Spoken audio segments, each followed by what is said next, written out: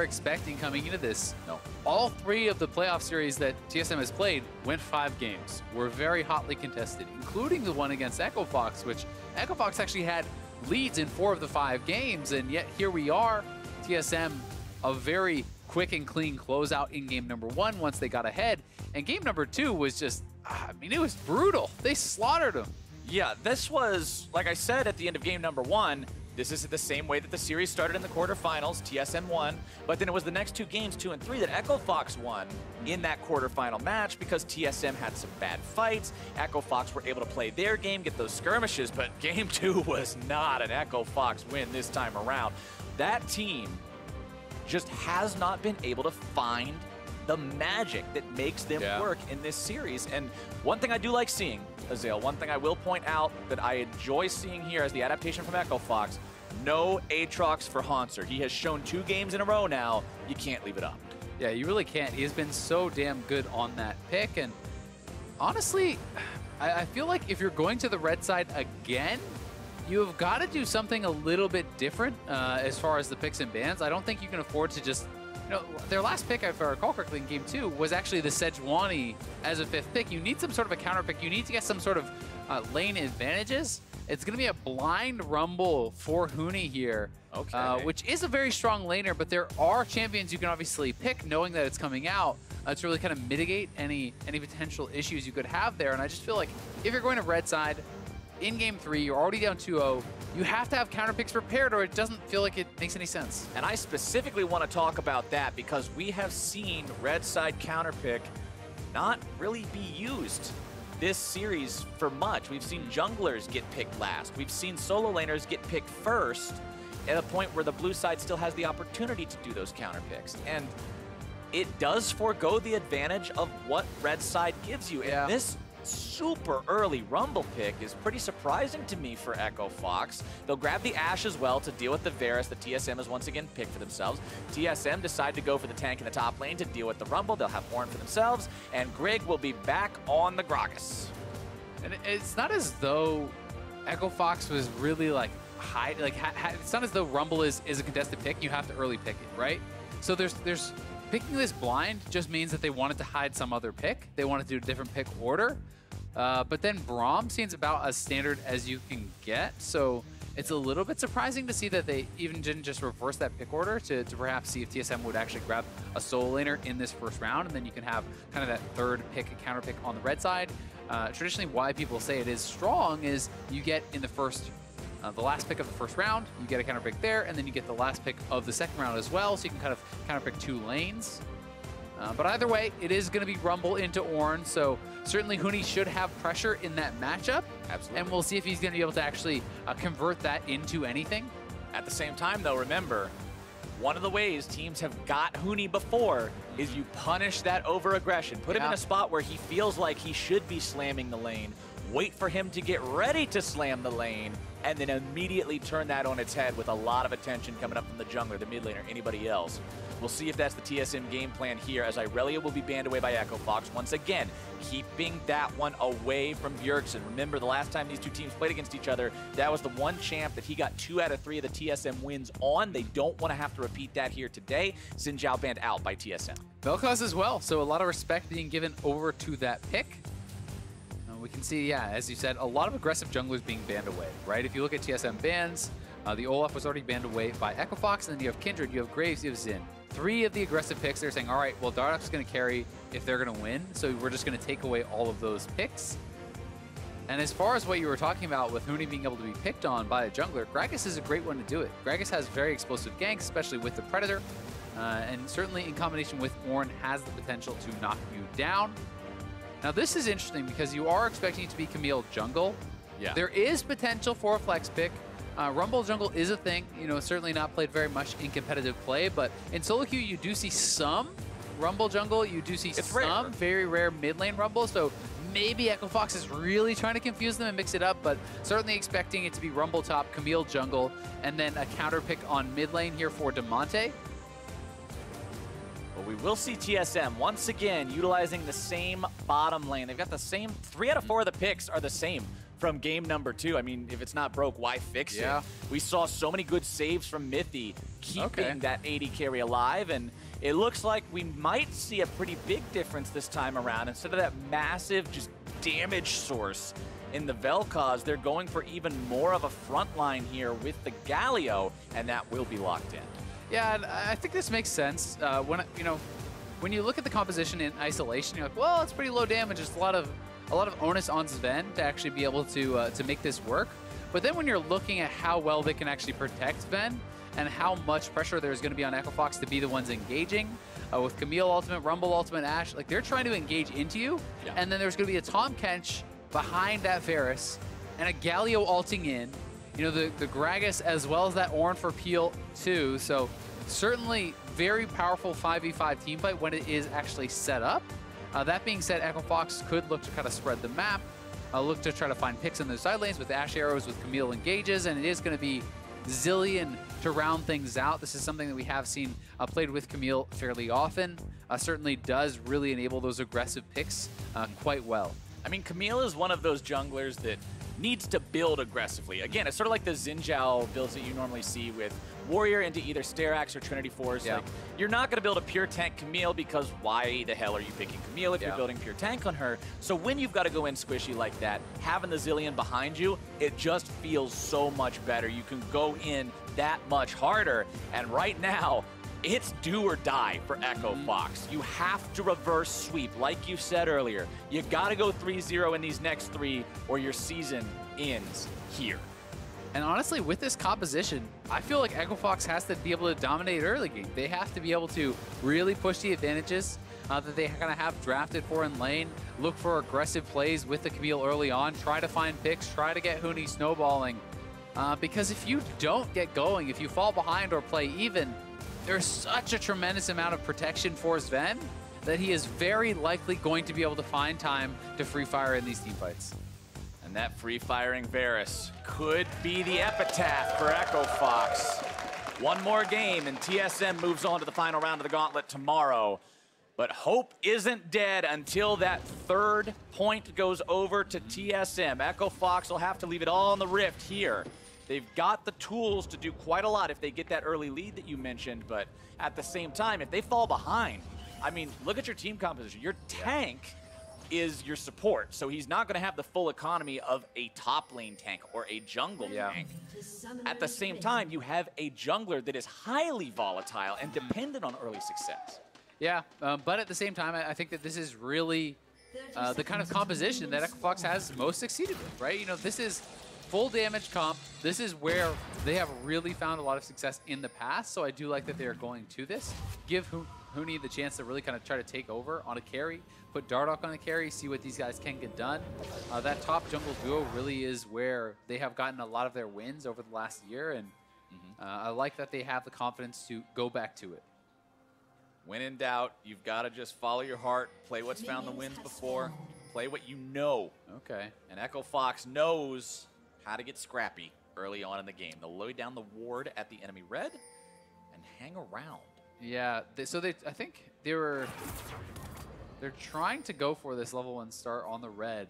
That fake back, I'm not sure if they thought maybe there would be vision closer to the red buff and that they would be kind of tricking TSM into thinking that they weren't going to start there. Either way, TSM just has some river wards, and mithy will spot this out, so we may see Grig try to go for vertical jungling. I'm going to be very interested to see if Dardoch tries to go red to red, because that is an option. And then if Grig tries to take away your red and you meet him there and push him off that, then you have the potential to 3-buff or get very, very far ahead. And Grig's not even going to try it. Just goes to his own wolf camp instead. Not concerned. I think that's fine.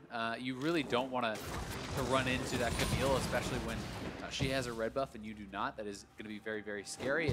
And it is what Dardoch is doing anyway. He's running straight to that red. So had Grig gone there, it likely would have been very, very bad for him. Plus, then that can just serve to set everybody else in your team behind. If Bjergsen and Hauntzer have to abandon lanes to come get you out of trouble, then you set everybody else in a bad spot. He'd just rather avoid it. I respect that. Yeah, exactly. It's kind of just minimizing loss. You're saying, all right, well, I get a little bit behind now, but that's okay because the pressure is on him to really make something happen in the early stages anyway. And he very likely could actually get the bottom side scuttled anyway because they have wards on Camille doing the top side scuttle, so we'll see if Gragas wants to try to go for that. He's just kind of power clearing right now, going to be able to take away his Krugs as his bottom lane is pushing up. That may mean he goes next into the river and tries to grab that scuttle. On this bottom side of the map, we talked at the beginning of the day, and we even heard from Echo Fox how Lost is one of those guys they were looking at to potentially be the secret weapon to carry these games and make these wins happen. And so far, he wasn't able to perform on the Varus in game number 1. And then the Kai'Sa game, the second time around, didn't go well either. No. So both on these picks that, one of which is an incredibly powerful laner, the other of which forgoes the laning experience a little bit to scale and just become this monster. Neither style has worked out for Echo Fox. We'll see how well they do with the Ashe this time around. Having that initiation capability you're talking about to really just start fights off and have that many more tools, maybe that's what you need when you're a team that's always looking to fight. Yeah, I mean, it's kind of back more to how it was when they had their old bot lane. When you think of Altec and Adrian, a lot of times they were kind of put on these more utility-based marksmen, things that can engage, things that are okay from behind. It's kind of back more to that style, which does lead you to believe Echo Fox want to play around topside. And this is good from Grig. He goes back, he gets his Predator boots on Hunter's Potion, and just going to be able to take away some camps from Echo Fox. He knows that Dardoch on the Camille it's not really a camp that you can do very well on those chickens. You don't have any AoE, pre-Tiamat. It can be very slow to clear and also very costly as far as health. So Grig did lose both the scuttles. He does get rebuffed, but he steals away the Raptors and will be able to kind of keep his farm relatively high. Yeah, the gold comparison between them, I mean, you saw it on your screen just a moment ago. There it is again. 40 gold behind for losing both scuttles and getting rebuff is fantastic. And that just shows the power of a lot of these AoE camps. The Krugs are worth so much gold, and the fact that Grig got both Raptors and did his own Krugs, well, Camille has not, means he has a lot of extra gold, and now he's going to be out there on the map potentially looking for Damonte. Here they go! Bjergsen goes in, he's able to find plenty of CC! There it is, Azael flash body slam, that nightmare in the jungle you were talking about. Yeah, that was very well done. Damonte so squishy in these early levels, and Bjergsen channels up that Shield of Duran, hits the taunt, the body slam flash to follow it on the bot side. Big fight breaking out here. Full on 2v2 while mid lane, it's Dardoch behind enemy lines looking to force the fight onto Grig. Goes back for the smite, keeping himself healthy with that one, and TSM don't want to take the fight any further. Too low mana on Bjergsen. Yeah, Bjergsen can't really offer too much. So it is a good move, a risky one for Dardoch, but he is able to make it work at least a little bit here, and Bjergsen likely going to clear up this wave and then probably just go back home and be able to buy up. They're trying to pressure Grig, which I do really like. This is good. You need to continue to keep pressure on this Gragas, and while they did have a very early start that was strong, the first blood going over to Grig means he's now ahead, and here it is one more time. Taunt getting channeled up here. Flash right onto Damonte, in goes Grig, body slam, flash to follow it up. He waits for the Predator to complete the channel there as well for the bonus damage. So that was very clean setup from Bjergsen, and good execution, honestly, from Grig. And Damonte never had a chance to flash away during any of that. It was taunt into knockup, into secondary Gragas knockup, and by the time his feet hit the ground, he was dead. Yeah, that was really, really well done. And yeah, Grig already clearing a second set of Krugs. You can see that Dardoch has not been able to actually get his first either, so this is going to mean, in addition to that first blood, with the help he got on the bottom side, he's going to be getting fairly quick out towards that Runic Echoes and working for that AP first item. We'll be interested to see where exactly he goes for the second item. Junglers do tend to differ a fair bit there. Some go straight into tank with Night's Vow and that sort of stuff. Some go AP tanky with Zonias and those sorts of items. So there definitely are some different options. And I feel like when you're this tank heavy, it's more okay to kind of err more on the side of heavy AP. Well, one thing you've got to be happy about if you're Echo Fox here in game number 3, compared to the last time around, the lanes are going so much better. You've got the edge for Huni in the top side that you were expecting to have. Mid lane is even, bottom lane is even, jungle you've got the edge. And now Echo Fox are deciding, hey, it's time to threaten onto this red buff again. Don't let him have anything. Make sure you can steal this one away. And Dardoch with a nice uppercut kick there. Make sure that he gets it as Echo Fox gets everybody out. Yeah, TSM's bottom lane was starting to kind of win that 2v2 skirmish, so if that went on much longer, they may have been able to make the collapse. Instead, though, Dardoch does get it, so keeping that pressure on, trying to maintain that jungle control, and Dardoch really wants to look for something. Hauntzer finds a decent amount of damage there onto Huni with a quick trade from the Ornn. But again, this matchup is not Grig. one that'll be a ton of fun, but the Ornn horn goes off. Equalizer comes down, knockup goes through. Hauntzer flashes forward, getting the airborne into the chilling smite, and Grig sends him home with a black and white screen. 2 for 0 overall in this game now. Yeah, really nicely done there. Another Predator gank, another kill for Grig and Hauntzer. With the setup, Huni tried to drop the equalizer early here to actually try to force the potential to get a kill, but his flash does not avoid the Ornn ultimate, and that is that critical point. It means there's enough time for Grig to close that gap, hit the body slam, and 2-0 start here for Grig. Has been having a very good series for himself. Very good series, very good performance again on the same champion that I had to give him so much praise for in game number 2. Making the ganks happen, getting both solo lanes a little bit of an edge when things could have gone worse for them, especially there in the top side. I mean, mid lane was going even for a while. It essentially was just a stalemate, and Grig made that happen. And then top side, Huni's just bullying him around, as you would expect Rumble to do.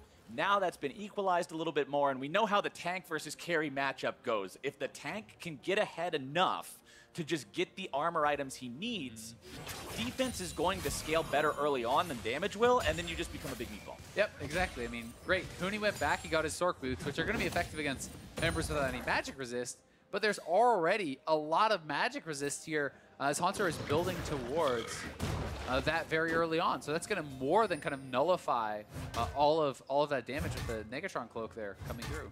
Very good pickup for him, making sure he's strong in this lane and he doesn't just get bullied out like that so easily. TSM up about 1,000 gold compared to Echo Fox. You can see Dardoch hanging around the bottom side of the map here.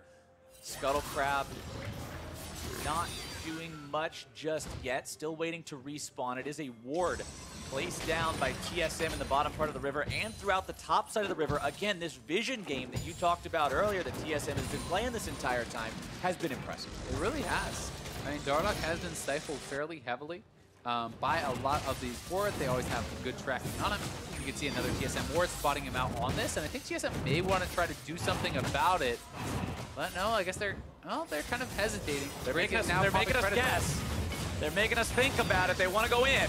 Bjergsen can come in here now too. Does have the heroic entrance. Dardoch looking to start the fight off. Tries to go in. Galio ulti comes through. Onto the front line goes Smoothie. He's going to be in some trouble. Zven grabbing the kill onto the enemy jungler. Make it 2. A double kill for the AD carry from TSM. Thanks for the leash, boys. And we'll take the dragon from here. Oh my God. Such a big fight there for TSM in this final potential game here, up 2-0 already. Now 4-0 in the kills. They get the dragon, and the worst part, insult to injury, both the kills went on the Varus, the big carry for TSM. When you've got a comp with one dude meant to deal all the damage, and that one dude gets an influx of gold early on, that is a bad sign. These Echo Fox players have got to make sure they're not putting themselves in bad situations like that. Those scrappy fights that play out like this. Oh, one more look. Here we go. Yeah, this is just honestly played very well by TSM. They don't commit to going forward. As Dardoch comes in, they disengage. Bjergsen arrives. Zven had a great flash forward to actually get the first initial kill, and then once Galio is in there and the first kill is down, there's no chance really for Echo Fox to turn that one around. I mean, it looked like Echo Fox took that fight with the idea of Dardoch's low, he's just going to suicide in to start things off, but it's not a real suicide play because instead he's going to be saved by Damonte, who couldn't rotate in time. Yeah, without Zilean there, without Huni there, no solo laners, and you know, Ashe isn't going to add a tremendous amount of damage this early on. Dardoch is sitting on a Tiamat, which is nice, but also not a tremendous amount of damage at this point in the game. You know, you can see he's on that where Grig already has his full jungle item done. You know, first items are coming through for a lot of the TSM members. Rod of Ages in the mid lane, Blade of the Rune King in the bottom lane.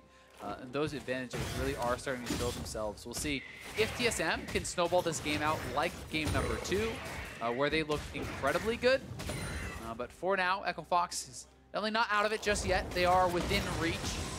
It's still a much better situation for Echo Fox than Game 2. Game 2 was 3K at 10 minutes. This is 2K at 12 minutes. still not great, but not this situation where you're like, damn, what is happening just yet? Yeah, I mean, do you remember that game where we lost worse than any other game ever? Well, it's not as bad as that It's not as bad as that one, and every cloud has a silver lining, Azael, and right now the silver lining for Echo Fox could just be the man on your screen right now. Huni on this Rumble. Mid-game team fighting potential off the charts. He's got his jungler here on the top side as well, but Hauntzer is playing it safe. Yeah, he is playing quite respectful, knowing that Grig is down on the bottom side. He's trying to stay pretty far back, and I don't think we're really going to see him going in for trading. As long as he actually keeps his charge alive and doesn't actually use that to go forward, he should be safe from the gank, and TSM just straight up will take the turret. Dardoch has to back off as it's too much time invested there. Zven going to get solo turret gold after getting those 2 kills on the bottom side, and he is going to be really strong. You can see already about 1,600 gold ahead of his counterpart. And I really like the game sense there from Hauntzer. So often we applaud top laners. Dude, he's marching down a side lane killing minions because he's a split pusher. Look at this Fiora, oh my god. Or, holy cow, it's 6-item Ornn and he didn't die when a dude shot him. But to be aware of the situation in the game and to recognize there's no reason to take this risk, especially in a game that's as important as this one where you could go to that next round of the gauntlet with just a win here. I like the fact that he immediately recognized the danger and made sure he stayed the hell away. Yeah, and those are the little things that honestly make such a big difference, but are hard to sometimes appreciate. It's like, you know, crediting someone for not dying all these times. Also, an even harder to really appreciate thing is setting up the wave in a way so that it's not pushing hard away from you. It is kind of somewhat stabilized in the middle so that you are not forced to go forward and then expose yourself, right? So not only is it the foresight to think, okay, jungle could be up here, it's all the prep he did to keep the wave where it was. And now Echo Fox are trying to go in, stop TSM from taking the Rift Herald, but their jungler's in some trouble. Dardoch issues the Hextech ultimatum. Going to be revived by Zilean if he goes down, but they're going to allow it to time out, except they go a little bit too early. Dardoch will come back alive. Rift Herald's still going to be DPS by Zven. Taking a big bite out of Honey Fruit as well. Mithy having to back away. Bomb strapped to him. Echo Fox has finally found their advantage here in the fight. Dardoch's going to be stopped up for now. Bjergsen looking to provide the cover for his support as he launches the Galio ultimate. Instead going to be interrupted, taken down. Echo Fox goes 1 for 0. Echo Fox finally getting something working their way, and they're going to be able to push up mid lane here. Should be a turret for them as well. The Rift Herald did go to TSM though. Grig was able to grab that, so not a total loss for TSM, but certainly a very good play here for Echo Fox and important to get some confidence back. That is what I'm talking about. That is what I want to see. This team found their way to get online. They found their mid-game fight. They found where they could force. They utilized Damonte's ulti properly, and now they're getting not 1, but 2 turrets as the prize. That feels damn good. Yeah, that's a big moment for Echo Fox, certainly. TSM will be able to trade back on the top side and did get the rift, but it was a really good collapse on the split up members that did kind of show themselves from TSM. Bjergsen and mithy got collapsed on there. The rest of the squad was not able to really rejoin with them, so Echo Fox, a new lease on life, and we will see how they look as they're likely going to head back to base pretty soon and spend up a lot this gold. Mid lane goes Zven and Mithy, utilizing the Abyssal Voyage to make sure they get some extra firing time onto this tier 1 turret. We'll see how low they can take it. Yeah, it's kind of weird. So many Echo Fox members are around the dragon. I'm not sure if they had a missed timer on when they thought it was coming up or something, but like there was 5 members down there. Either way, here it is one more time. TSM was on the Rift Herald. Echo Fox know they cannot just sit back and give everything up, so they move over. The initiation here from Bjergsen only catches Dardoch, and the Zilean ultimate is there to save him, and then watch his ultimate coming across from Huni as he drops an equalizer, and Mithy's kind of just camping out at it. He basically sits in the equalizer for the full duration there, getting himself very low. And then as the team splits up, Grig goes back to the Rift Herald, and Echo Fox says, all right, we can just kill the other 2. So Dardoch flashing in over onto Mithy. The team collapses. The rest of TSM cannot really get back to the squad, and they do eliminate a kill. Again, well played by the side of Echo Fox, but let's remember the TSM did manage to find themselves the Rift Herald in that fight, and now the use of that Rift Herald has got them a turret here in mid lane, and it might just get them 2. Huni is roaming down, but he doesn't have TP, so they will back off respecting that potential collapse from Huni, knowing that he could be coming, and they do spot him now, so we'll see. Oh. Arrow misses. Nice field goal. Unfortunately, it's not worth 3 points in this game. Zven's going to be taken down to about half HP. Grig trying to get himself away. Also going to be taken very low. Goes into stasis, trying to stay alive. The Ornn Horn's not quite going to do the job. Zven's looking to get himself away. Huni's going to burn him down anyway. Shut down goes over to Echo Fox. as Huni grabs the AD carry. But what can TSM find? The bomb almost kills Grig as Bjergsen delivers it into the rest of his team. But Echo Fox, for the second time in a row now, Azael, have won the fight. Yeah, and Huni getting that isolated kill there onto Zven, sectioning him off, getting him down was very, very big. And they will have to push here in mid lane, but no towers really available for them to grab. So it's TSM down to the bot side, trying to get this pushing. Echo Fox will steal away the jungle on the top side of the map, and they do get another kill for themselves, closing that gap ever so slightly in this game. Echo Fox really showing signs of life here. They're making things happen. They're winning fights. This is the Echo Fox that fans wanted to see coming into this series. This is the Echo Fox that took TSM to 5 games last time. And this is the Echo Fox that needs to make sure they're the ones that stay on that stage till the end of this series today. Let's take another look. Here it is one more time. A really nice sidestep on the initial arrow, but then Huni actually finds a great equalizer. Really like how he layered that away, knowing that Grig would want to run down towards the bottom side of the map. And then look at Zven. He actually has to flash over the wall, and then Huni spots him here as he was trying to go in for Dardoch, and Zven can't get the kill on Dardoch and just gets absolutely roasted there by Huni. And then when you try to go for that solo style of play, as the marksman in this team, there's really not enough damage left in the TSM composition to win a fight thereafter. So Zven certainly paying for his big play he tried to pull off and not able to do it. 2-1-0 on that Varus, still having a pretty good game there for himself. Across the board, 0-0 and 0 for lost Ashe, as he hasn't really found his opportunity to contribute to either one of the kills just yet. Does have Blade of the Ruin King though, still scaling up. Not quite as much farm as his counterpart. As we'll see TSM go for Elemental Drake number 2. Huni's down here. Echo Fox doesn't want to give this away. Yeah, it could be another fight. You can see that Damonte and Dardoch are rushing over here. We'll see if TSM can kill it before they do arrive, but I think we may get a fight afterwards as Huni's looking. Oh, Spin's in some trouble. Mithy trying to gobble him up, keep him safe, use the Devour to get him out of there, but instead they're both going to be burned down now. Drake goes over to TSM. Bjergsen's able to find the Taunt on multiple people. They're going to grab the kill on to Lost, as they might find even more. Dardoch does get taken down, goes into Resurrection. Damonte's low, Bomb's not going to be finding anyone. It's a double kill over to Bjergsen, who absolutely saved that fight with a hell of an AoE. Yeah, that was a huge taunt there, and now they're looking to chase down Huni here. He is sectioned off and will not be able to get the execute. They're going to try to give it to Zven. They want to get the kill on the They're going to taunt him again. Oh. Okay, he actually dies for it this time, but I love the fact that he went back. The only thing he's missing is that classic Tahm Kench spam. Yeah. Either way, it's the flash that has to be blown there for Huni, and the shutdown goes to Zven. So watch this one more time. The ultimatum was actually so big. mithy tries to flash him over the wall. The ultimatum from Dardoch then lands on the other side of the wall in the Dragon Pit, meaning it broke off of Zven, and mithy had actually kind of like pushed them back over, which was a very weird interaction, but definitely helped TSM a lot. And then Bjergsen, as you said, coming in, landing the taunt, getting so much AoE down in that small corridor, meant that TSM was able to come out on top. And that looked so scary for TSM there for a while, because when your AD carry and your support are both about to burn down to Huni, it's like you mentioned, the team relies on Zven for damage. As soon as he falls, you cut all losses and immediately retreat, because you no longer have the damage to win the fights. TSM pulled it off there. Echo Fox, again, still fighting back with as much as they can muster. They're down 3K. They're down a couple of Elemental Drakes now. But most importantly, they're still down 0-2 in this series.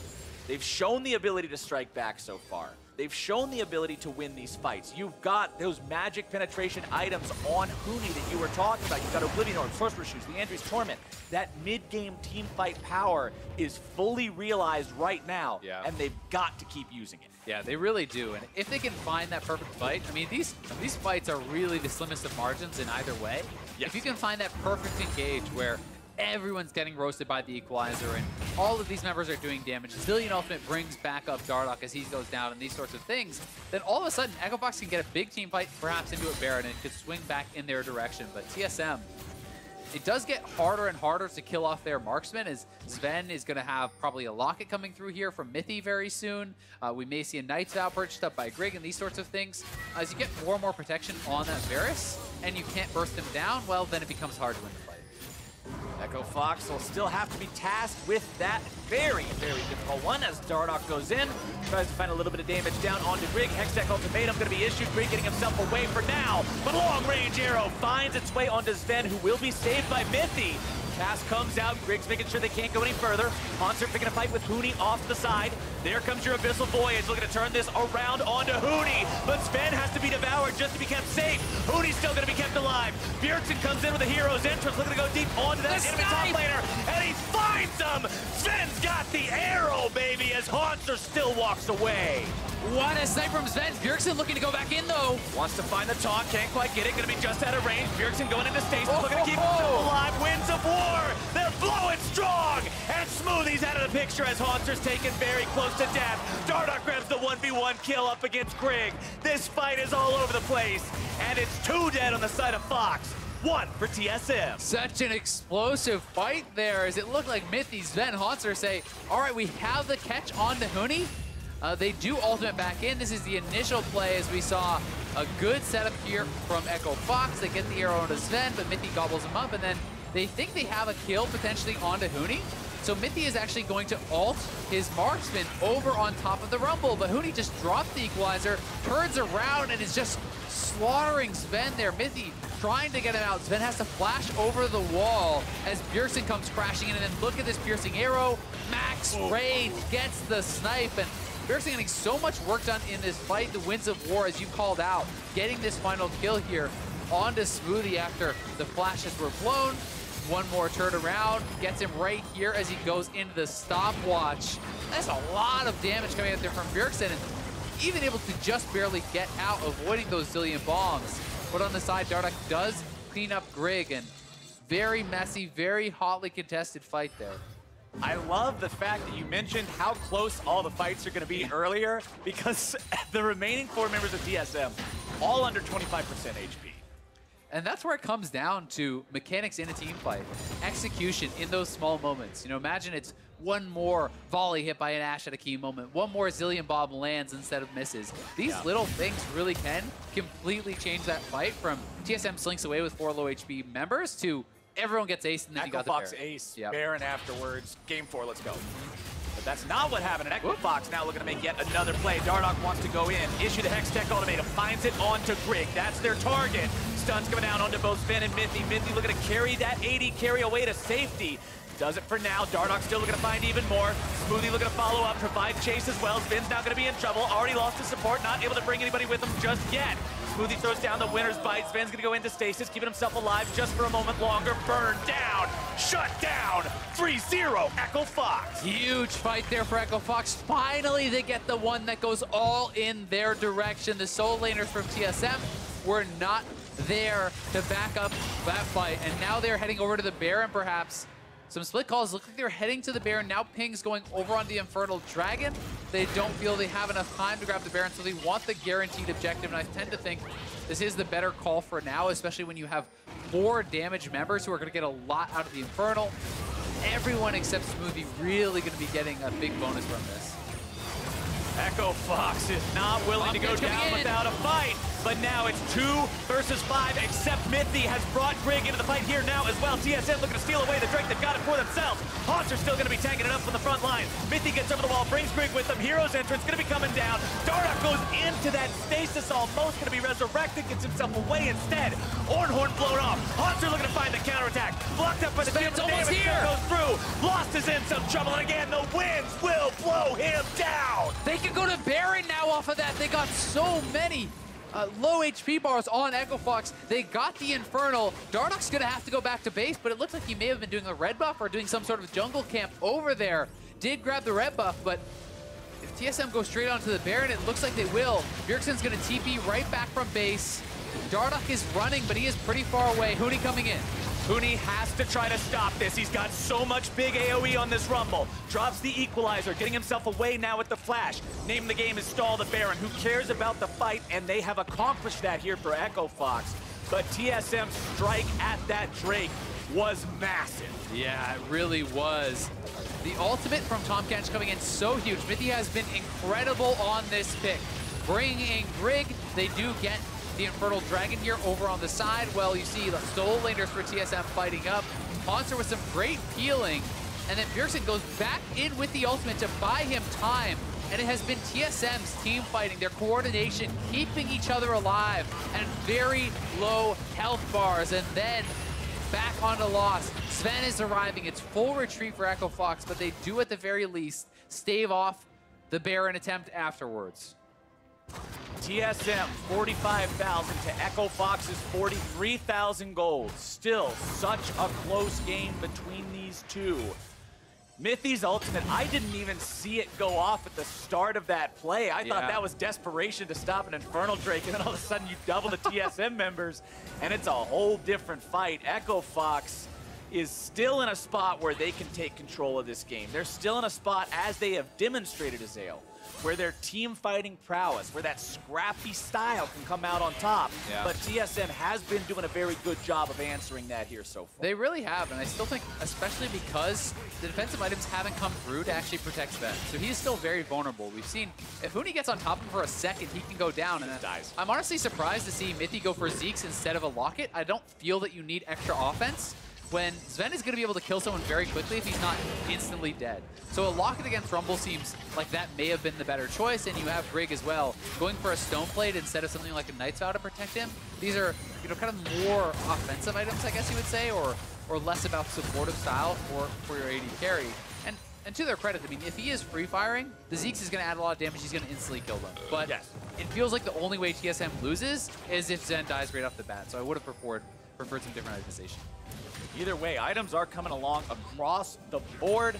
You've got fully stacked Rod of Ages, plus Luden's Echo, plus completed Zhonya's Hourglass for Bjergsen. He's a big old boy on that Gargoyle. You've got 2 crit items, plus your Blade of the Ruined King there for Zven.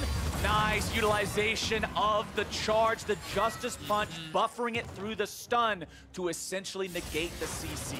Yep, you can only be interrupted on the backswing there, so once you're going forward, you're going to keep going forward until you run into a champion, so that stun does not stop him up, and really nicely done there by Bjergsen. Lost has not really been able to find the key ultimates. He has been hitting some of those arrows, but between the fact that there's Tahm Kench and 4 frontliners, it's pretty tough to find that effective Ashe ult. And honestly, when it was Echo Fox having 2 kills earlier and Lost had not found any kill participation yet, I was like, okay, you'll have that. That happens. That's a totally legitimate situation. But for your team to have 7 kills and for your AD carry to still be 0, 2, and 0, Lost is really not finding much opportunity to contribute to this much in any form. He's not, and you can see how far ahead Zven is. Zven is a full IE plus a null magic mantle over this guy. And the buys right now are insane. Huni gets knocked in. That is a huge pick from Grig, making sure they take down that enemy top laner. Dardoch looking to flash away. Okay, I'm not sure. We're going to ignore that part. He wants that one back. We're going to ignore that part. The pick onto Huni was really big. And TSM is going to continue pushing down mid lane. Yeah, and the ultimate was good from Hauntzer to actually force out that flash from Dardoch. So again, you could go back to the Baron if you want. We'll see what the call is going to be. They have a tremendous amount of damage available. Maybe happy to continue playing this slowly, though, as we are likely going to see more of those defensive items come through. Wouldn't be surprised to see a Hex Drinker coming in here for Zven to just survive a lot of the magic damage. You can essentially have Mithy acting as your QSS. I don't really feel that you need that for the Enchanted Crystal Arrow when you have 4 frontliners plus a Tahm Kench. Either way, that is the guy you got to pick right there in Huni. You can see the Fiendish Codex and the stopwatch in inventory right now, but considering he doesn't have a Zhonya's fully completed, that means he'll always be vulnerable to big catches like that.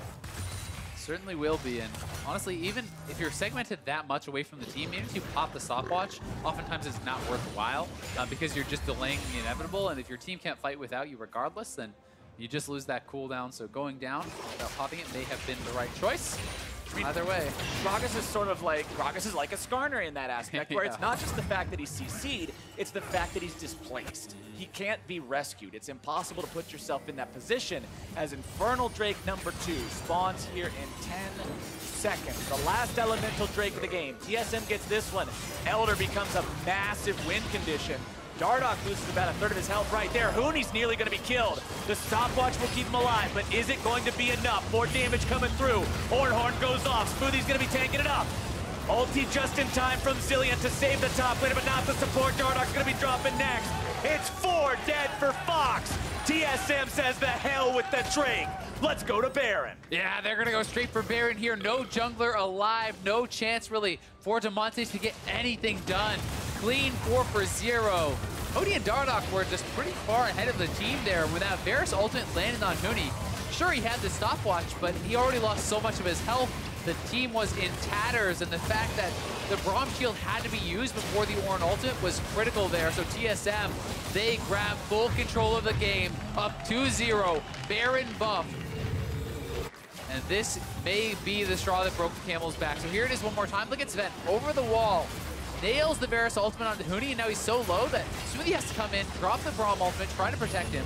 Braum ultimate is going to expire, though, as the Ornn ulti comes through. It's multiple members in the back line as they get taunted up, as they get body slammed, and there's no Zilean ultimate to protect them because that was already used onto Huni. So beautiful team fighting there from TSM, and such a good catch from Zven.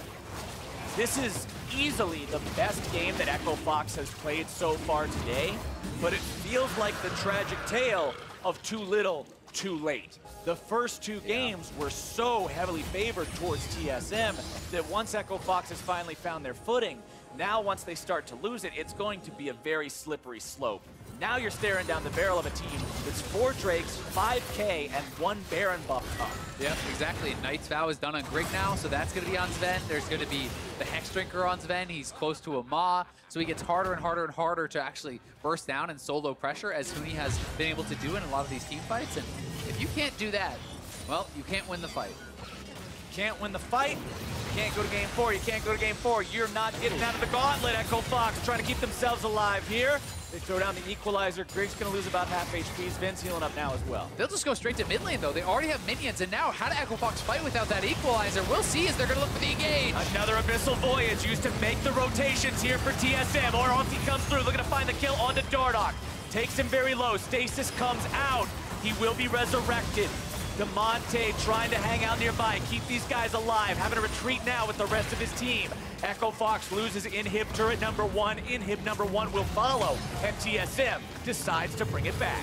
Yeah, they're going to send Hauntzer over to the top side to clear that out. Minions are already pushing up in the bottom lane for TSM, but I think they will just back off, reset, spend up some of this gold.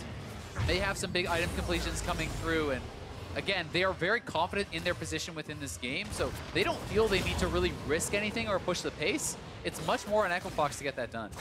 And Echo Fox is now, the situation just becomes more and more dire.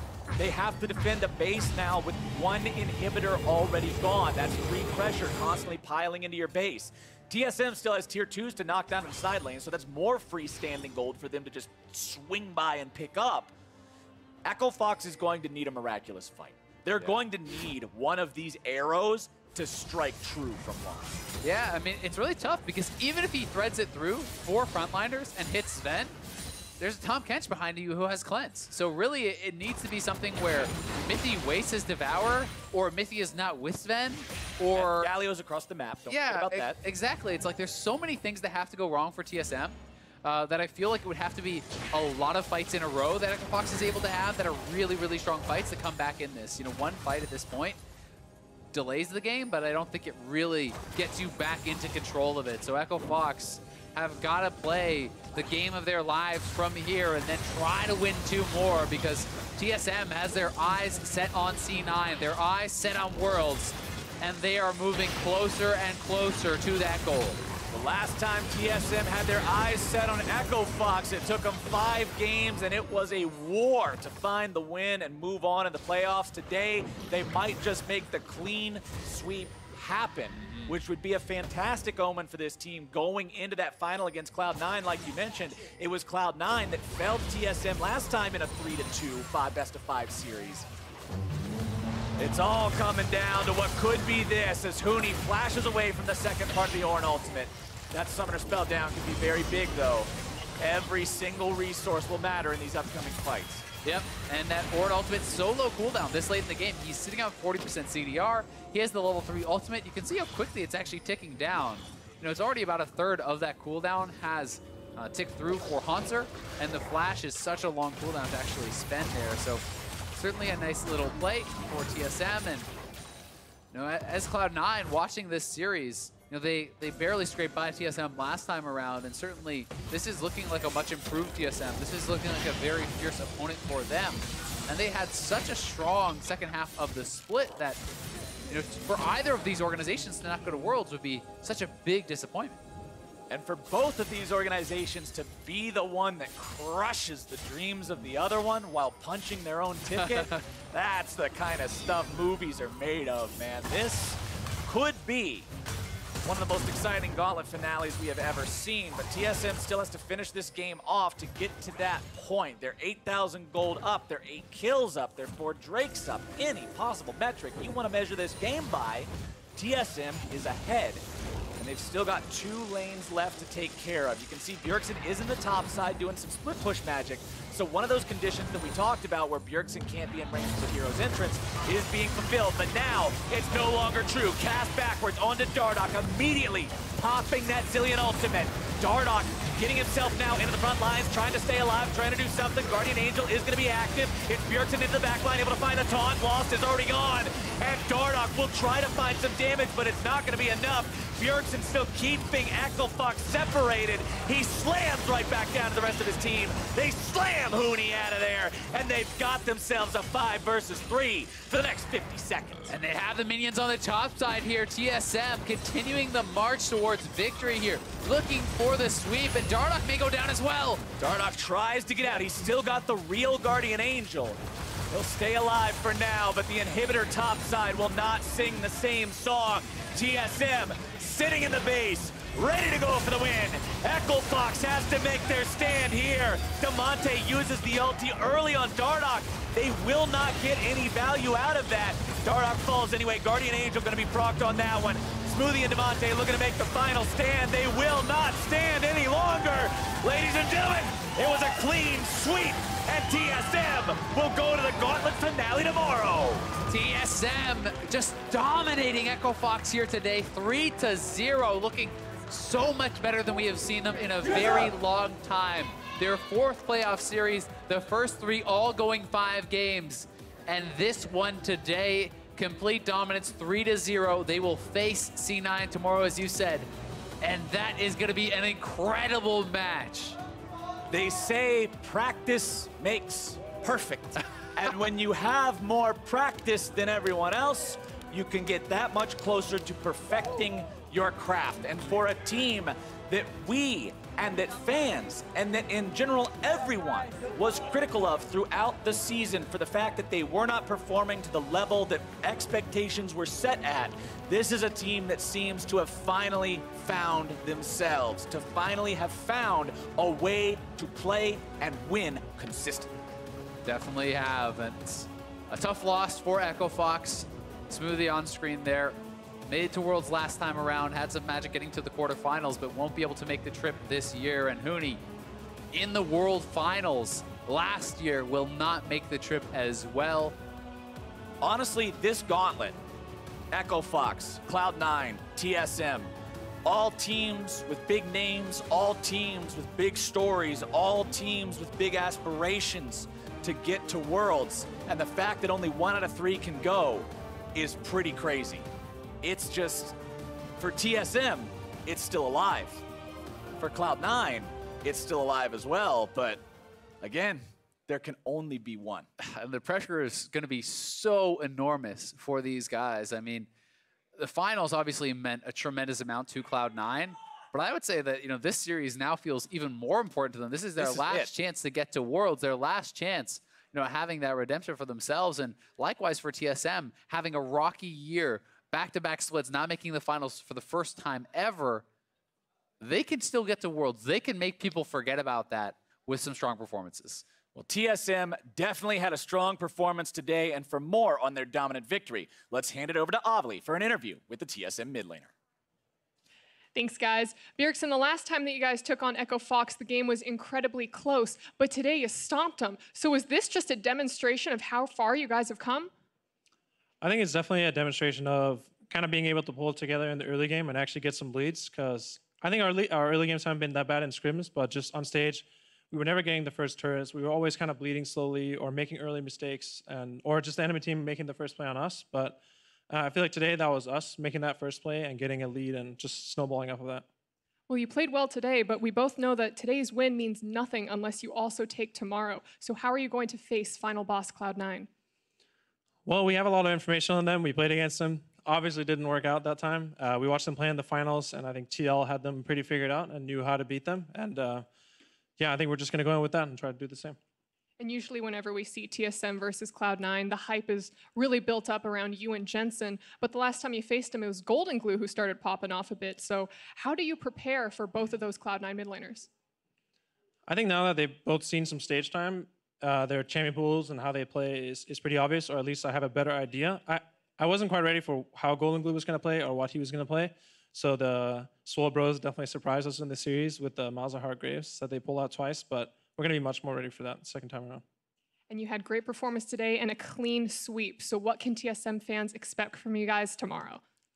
I don't want to say expect a clean sweep. That's always the goal or the dream, that we can make it to Worlds 6-0ing the gauntlet. So that's what I'm going to try my best to do.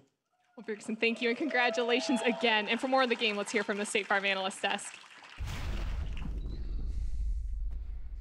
Thank you very much, Avli. It took them 5 games last time, but this time around, only 3 for TSM to take down Echo Fox and push themselves to the Gauntlet Finals tomorrow against Cloud9. And following that Game 1, the dominance in Game 2, and then, you know, the discussion around what recovery would look like for Echo Fox, we said to go back to comfort. And I think when we take a look at this draft, at least what jumps out to me is the Rumble pick in the top lane, the Camille for Dardoch, and the fact that they did index power towards 2 of their strongest players. Yeah, I think Rumble was a pick for me that I kept saying I wanted to see out of teams that had strong topside players, and I thought that made sense to Camille as well. And it's not a surprise that this was a very close game. They were down 3K gold at one point, like winning fights, just because it was a comp that seemed to match their play style. Right, I thought this draft was a lot more fitting of their style than the previous ones. I like the Rumble. I didn't love the early pick Rumble, though, because what you saw that they did is they just picked a full tank team.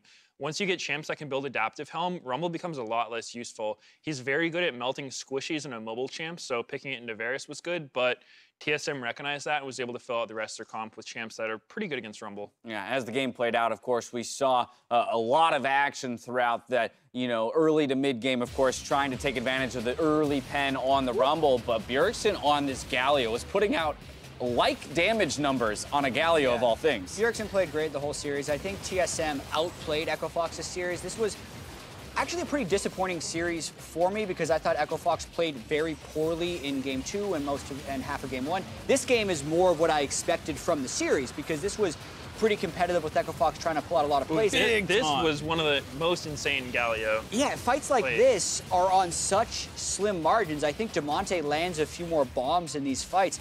Echo Fox might even win the game because there were really slim margins in a lot of these outplay scenarios. Yeah, I do think it was impressive to see them kind of start finding these pickoffs and start turning things around. There was a moment in time where it did feel like Fox had come back to the point where they might be getting Barons or at least an Infernal Drake pretty soon, but TSM kind of... It was this play in particular where Fox looked to maybe this is the turning point in the game if they I can saw pick a up ping this at kill. Baron right after that fight, by the way. I saw Echo Fox ping Baron.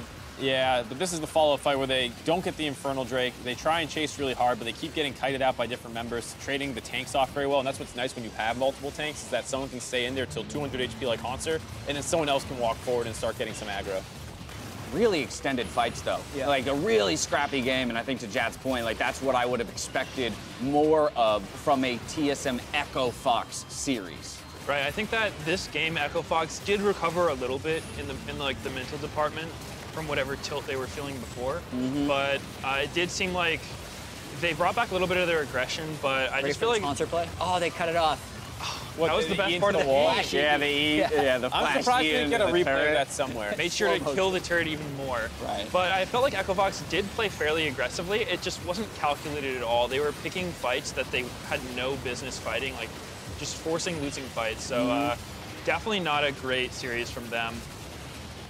No, and at this TSM, point, oh, go ahead. I was gonna say, yeah, at this point you can see just like when you fall behind and your damage can't keep up with the tankiness curve, like those fights just look so unwinnable because everyone is at half HP after you blow all your cooldowns. And I think while it may have been a disappointing series on the side of Echo Fox for TSM, to snag that 3-0 on top of what was, you know, kind of improvement throughout the playoffs, gives them a lot of momentum looking towards Cloud9 tomorrow. Absolutely. To think that we've been through this whole year of TSM failures based on their expectations of not making finals both times in a row, barely clutching out the third place match. Now, if they beat C9 tomorrow, they're at Worlds. Boom. And then they can succeed at Worlds and it could actually all be forgotten is really TSM strange. World Skins? I figured it out. You planning already? The problem is they get to Worlds and they only play in the group stage. But now, if they go in the third seed, they get to go in the play-ins and get some more warm-up experience at Worlds, and then they can perform well. You know, that reminds me of MSI, where they got that 5-game warm-up series against Gigabyte Marines. Yeah. They totally They did really well lost then. a They did game really well. and didn't make it out. Okay, that theory's kabod. Right, yeah. What are you doing, Mark? Why do we have to bring up that stuff? Don't make They it got up. a You didn't best need of five. to. I'm trying to get people. We don't talk about NA on. at Worlds except when it's happening. Right. Okay. And I like forget that. about I like it this very plan. quickly afterwards. I need you on the desk more often, Medios. Let's talk about player of the series. This time around, it goes to Bjergsen in the mid lane. In the 3-0, many members on TSM looked good. But this guy, just that, you know, teensy bit above the rest. 3-0 stompings like this are always difficult to assign a player of the series. Mithy played great. Grig had one of his better series. Hauntzer had 2 great Aatrox games. Zven was good in the back line. But I just felt like Bjergsen was making that extra play that was better than the average, right? Better than what was expected. Yeah, I would agree with that. I do think everyone on TSM played pretty well. And for me, I was really close to saying Grig because he played phenomenally this series. But Bjergsen definitely overperforming. Even though he was against Damonte, which I kind of expected to be TSM favored, it did seem like he was able to handle not only Damonte, but all the pressure they threw at him. Like, you know, returning kills when he would get dove or just dodging out ganks that he could have died to. So on top of just some amazing team fights on Vel'Koz Galio, where he was just able to pretty much win the fight through just his own like abilities and skills. So well played there. Bjergsen ever the top performer and turning it on at just the right moment here in the later stages of the season. With their victory today, TSM moved up on the bracket, presented by Jersey Mike Subs. Their 3-0 victory over Echo Fox have seeded them into the regional qualifier finals versus Cloud9, where the winner will be North America's 3rd seed at World. And in the context of that series tomorrow, Medios, I want to return to Grig as a player and talk about the challenge that he faces tomorrow. I mean, Dardoch, very strong jungler, very aggressive jungler. But tomorrow, he's up against the squad that has willingly changed and swapped out their junglers. It's going to be a 1v2. It's a 1v2. How does he handle that? How does his series today and his playoff run in whole give you confidence about how he might perform against Cloud9 tomorrow? I think the series tomorrow will be really close just because both of these teams have shown so much growth over the split, and they're both looking in extremely good form. Minus Cloud9's finals against Liquid, where they kind of flopped. Sometimes those can remotivate you and help you get things together.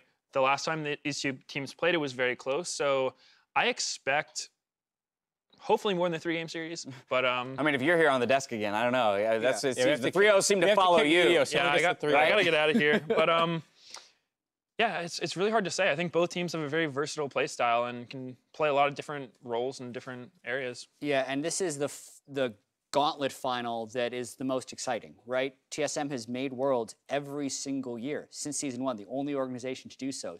C9 has made Worlds every year of their existence and won every regional qualifier they've been a part of. So we got some history to be made tomorrow when one of these teams doesn't go to Worlds. So there's a really lot exciting at stake, and I think that's what kind of feeds into this idea that I've got a lot of my eyes focused on the younger players, not the veterans, right? We even saw today what adversity or how adversity can be dealt with by some of the veterans. Bjergsen, Mithy, Zven, even Hauntzer in the top lane, being able to, endure that pause, come back into the game and play a measured, composed series. I'm curious to see with that history on the line, with the final seed for NA, at stake at Worlds, how do Grig, Blabber, Azael actually operate under that pressure? I think it's been the case where as the games got a lot more important, it does feel like C9 younger guys have struggled to step up to the plate. Blabber getting subbed out multiple series in a row, and Licorice kind of feeling like he's stuck on tank duty right now when so much of his career has been defined by his carry play. I want to see if they'll stick to the style that we've seen thus far in the playoffs, or if they start branching out a little bit more. Something I would like to see is I've kind of been getting on Sneaky about his picks. He's been pulling out some... You don't like the Quinn? Twitch? Some Quinn and Twitch, and you know, I think he's a great player, good friend of mine, but Pick something different. let's pick some good champs, bro. All right, well, there you have it, a small preview of tomorrow's matchup. Thank you very much, Meteos, for joining us once again. Now for myself, the casters, the entire live broadcast crew, thank you for watching, and we'll see you tomorrow for more of the regional qualifiers. Good night.